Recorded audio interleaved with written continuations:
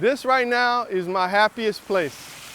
Jesse Vaughn immerses himself in flowers and fruits. I see you, Melon. You finally came up. Every chance he gets. It's very stress relieving for me. I love being out here. The 61-year-old has a knack for nurturing. This is the antithesis of what I do for a living. Jesse's passions go beyond his backyard garden. Hi, I'm Ed Gordon, here to tell you that a gift to Virginia State University helps build a better world for our students. The veteran filmmaker produces documentaries and commercials for Virginia State University. The bug bit me immediately. Jesse's career behind the camera began directing newscasts for WTVR in Richmond. He was 19. I worked in television news for 14 years. His talents have earned him 30 Emmy Awards. When you put a lot of effort into the development of your skill set, opportunities are going to come. Somewhere in the middle of that scene, you want to go back to that wide shot, or if there's a second wide shot, just to open it up. Jesse shares his knowledge freely. Was the continuity good in this? It seemed like it's pretty good. He's the best, and that's why I appreciate him taking me up under his wing. I found a TV show for this. Oh, you did good, man. Aspiring film editor and VSU grad Travis Maxwell absorbs his mentor's advice. I'm seeing some tremendous growth just in 2 films. I talked to my parents, I said, man, you're almost getting like another class, right? You're almost getting like a baby class before you try to go to film school. I said, I know. I can't believe it. I really can't. Jesse knows firsthand the importance of guidance. It's hard being back here. It's the first time I've been here, like standing here, since 1973. August 3rd, 1973, near the intersection of N and 32nd Streets in Churchill. What happened here had a profound effect on my life. 14-year-old Jesse's life would crumble. My father was my best friend.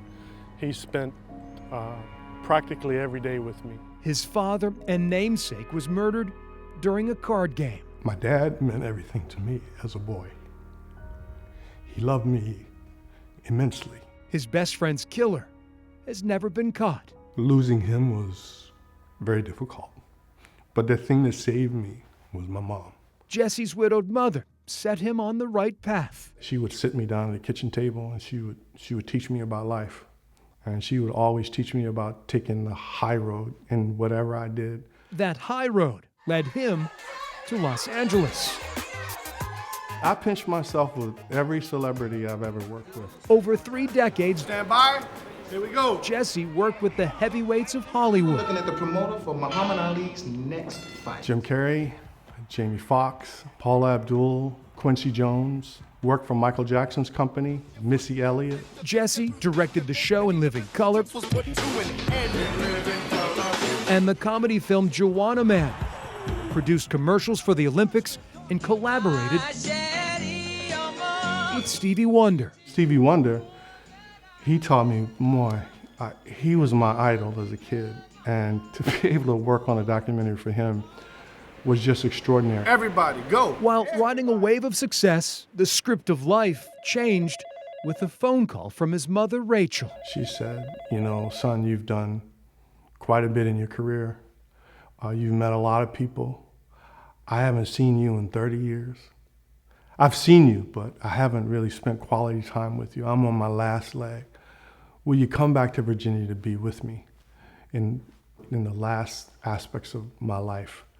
I couldn't turn her down. Jesse did not hesitate, returning to his native Richmond in 2011. My mom suffers from dementia, and the last 5 years have been really challenging for her. Rotating shifts with Sister Evelyn, the siblings care for their 91-year-old mother. It's nice out here, right? He gets her up, he bathes her, What'd you do today? he puts her clothes on, he rolls her hair up. You want some dinner tonight? If you ask me the word she says the most, it's Jessie. But she's given me so much love, so much care. She was my original teacher. She's like my guru. Jesse Vaughn, directing his most important role to date. I'll fix you some dinner inside. Because to nurture There you go. is in his nature. Doing good? She's always been there for me, so I'm there for her, and I have no regrets whatsoever.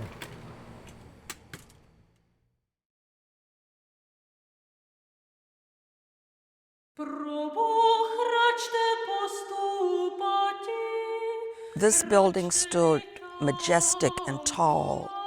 Like an ancient castle, You just don't see places like this in Virginia. perched high above Powhatan, You see places like this in Europe.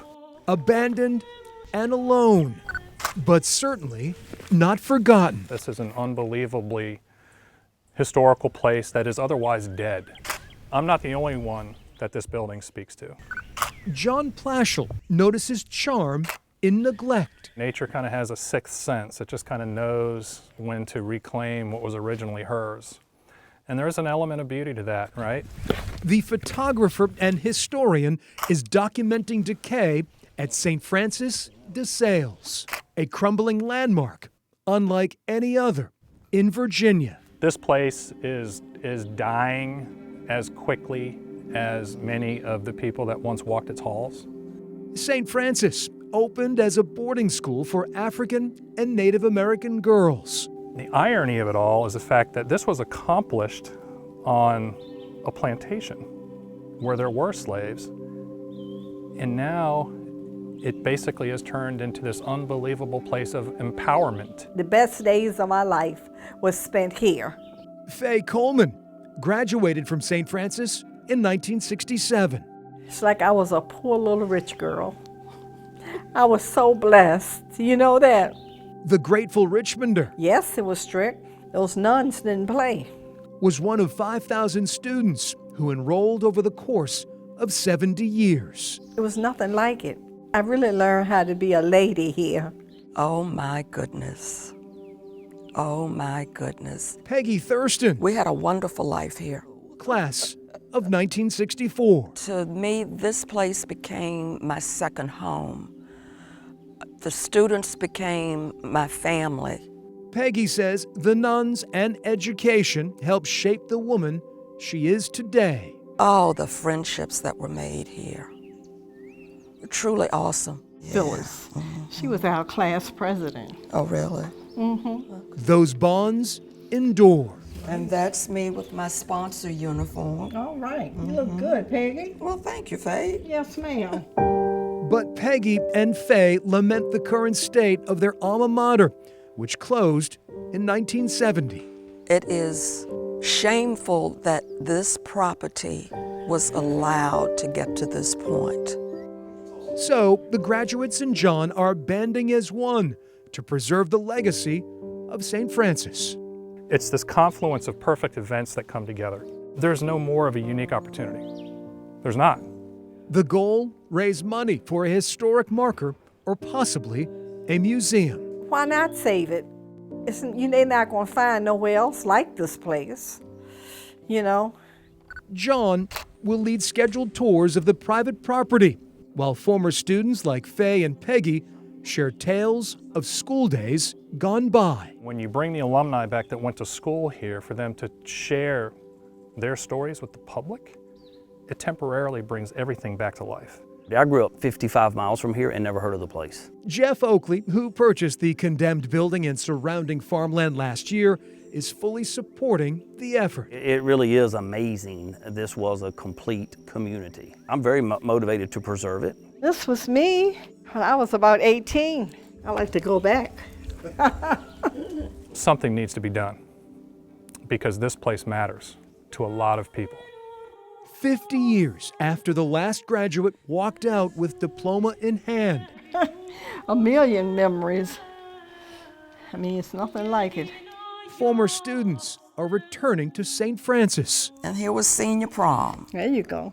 as teachers of a lesson from the past they know best, their own. I was just blessed to be here, truly. It's history that needs to be saved.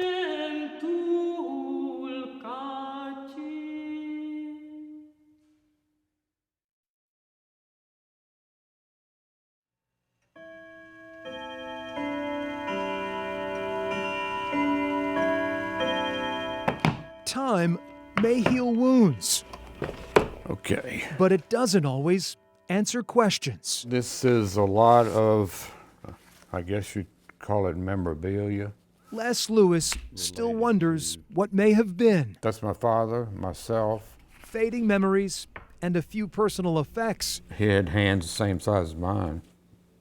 The rings fit. are all he has of William Lewis. I guess really having a full-time father was mainly what I missed out on. When he was just 4 years old, Yeah, he was drafted. Les's dad left the family farm on the Northern Neck to fight during World War II. It was pouring rain, and it was nighttime, and I remember driving up to the gates and him getting out and leaving.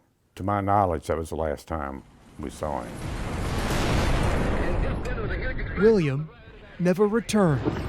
Private Lewis died of wounds on March 18, 1945.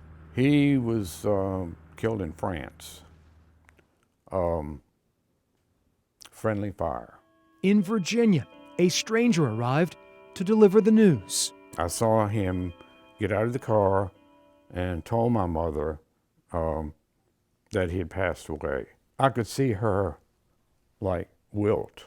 I remember that distinctly. Growing up, Les yearned to see his father one more time, but the pair was separated by 5,000 miles.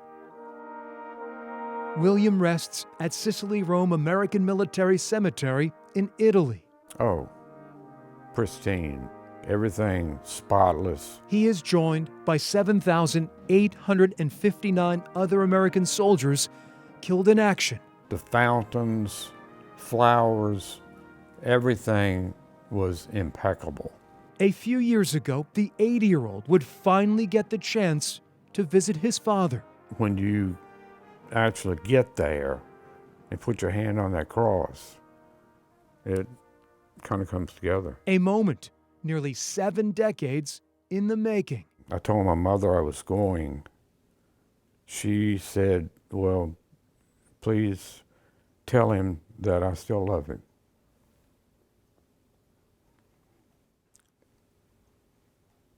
And I did. Les would need to pay tribute to someone else during the journey. This is my uncle, James Randolph Lewis. Buried right next to William, his younger brother James. My father is on the left. My uncle is on the right. Les's uncle died on the battlefield 6 months before his brother. He was 20. I don't think my grandfather ever got over it. He kind of went into a shell. Their parents chose to bury their only children side by side. Even though they're both gone, I mean, they pretty much are within arm's reach. So it makes me feel better. Les's family is not unique. 2 weeks ago, this came in the mail. The Lewis siblings Page 20. are featured in author Kevin Callahan's new book, Brothers in Arms. Extraordinary piece of work. Callahan writes 286 sets of brothers lie together in American military cemeteries across the globe. It's a permanent record for my family that 100 years from now, somebody could be looking at this same book. Chapter 1 humbles Les, It's almost like a dream. knowing his relatives will always be remembered. These two, to me, symbolize a great loss. 75 years later, It was a relief. the little boy in the grainy photos can finally turn a page. It really helped. It really did. I wouldn't trade the experience for anything. Les Lewis's time with his dad and uncle lasted only 3 hours, Not long enough. but it was a family reunion well worth the wait. Until you put yourself in that cemetery, by that grave, you don't have full closure. And I do.